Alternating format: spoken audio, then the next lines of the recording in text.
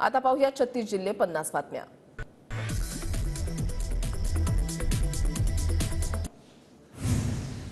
परभणी जिल्ह्यातील बाजार समित्या उद्या बंद राहणार। महाराष्ट्र कृषी उत्पन्न वर्णन अधिनियम 1963 मधील प्रस्तावित बदलाविरोधात बंदचा निर्णय।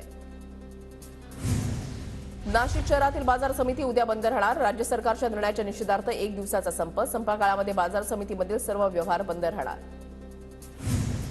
सांगलीमध्ये विस्तारित म्हैसाळ सिंचन योजनेचं दुसरं टेंडर जाहीर। ग्रामस्थांकडून आतषबाजी आणि पेढे वाटत आनंदोत्सव साजरा।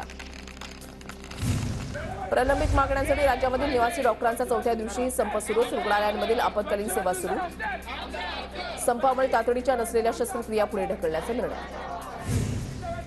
उद्यापासून अर्थसंकल्पीय अधिवेशन। अधिवेशनाच्या पूर्वसंध्येला आज सरकारचा चहापानाचा कार्यक्रम। विधानभवनामध्ये पार पडणार कार्यक्रम। माझ्यासह जरांगेंचीही नार्को टेस्ट करा, बारसकरांची मागणी। स्वतःला पारदर्शक म्हणताय मग टेस्टला समोर जा। नार्को टेस्टसाठी बारसकरांचं जरांगेंना चॅलेंज। सरकारचं ऐकून मराठ्यांना संपवायला निघालेत। भंगार लोकांना उत्तर द्यायला मी मोकळा नाही। जरांगे पाटलांचं अजय बारसकरांना प्रत्युत्तर।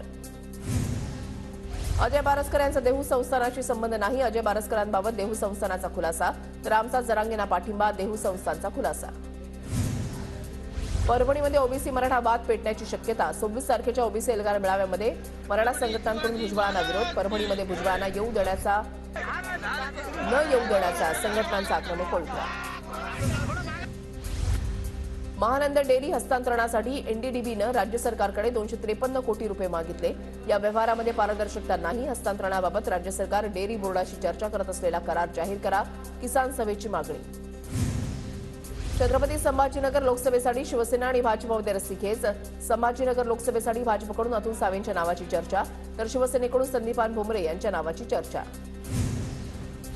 नांदेडमध्ये काँग्रेसला आणखीन एक धक्का। नांदेडमधील 55 माजी नगरसेवकांचा अशोक चव्हाणांना पाठिंबा। मागील निवडणुकीमध्ये 81 पैकी 73 नगरसेवक काँग्रेसचे होते। छत्रपती संभाजी महाराजांच्या बलिदान मासानिमित्त कराडमध्ये भिडे गुरुजींचं व्याख्यान। शिवप्रतिष्ठान हिंदुस्थाननं आयोजित केलेल्या व्याख्यानाला युवकांची गर्दी। सत्ताधारी आणि विरोधक दोन्ही शेतकऱ्यांच्या बाजूने बोलत नाहीत। वाशिममध्ये स्वाभिमानीचे नेते दामू अण्णा इंगोलेंचा आरोप। नाशिक शहरामध्ये 9 मार्चपर्यंत मनाई आदेश लागू राहणार। शहरातील कायदा आणि सुव्यवस्था बिघडू नये यासाठी 24 फेब्रुवारी ते 9 मार्चपर्यंत मनाई आदेश। वसईमध्ये पोलिसांच्या सतर्कतेमुळे मॉब लिंचिंगचा प्रकार टळला। कारच्या धडकेमध्ये महिलेचा मृत्यू झाल्यानं जमावाकडून तिघांना मारहाण। पोलीस वेळेवर पोहोचल्यानं तिघांचा जीव वाचला। पिंपरी चिंचवड शहरामध्ये थकबाकीदारांची नावं जाहीर होणार। 1 लाखांपेक्षा जास्त थकबाकी असणाऱ्यांची नावं वर्तमानपत्रासह विविध सोशल मीडियावर जाहीर करण्याचा पालिकेचा निर्णय।